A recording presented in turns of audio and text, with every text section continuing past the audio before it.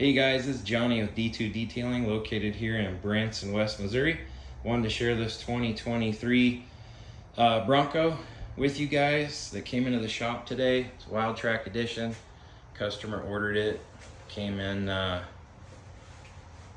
just recently. Brought it into us, Velocity Blue, sweet color.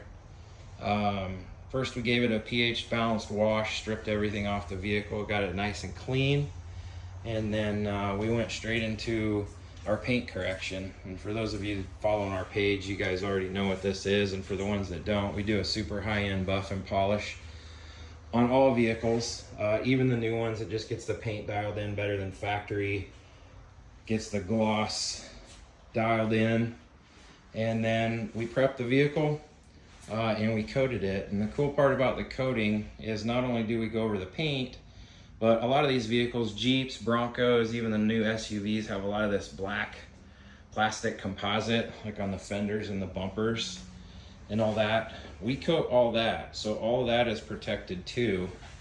As you know, the sun beats on that, and over time you'll notice that turns white and it fades from the sun.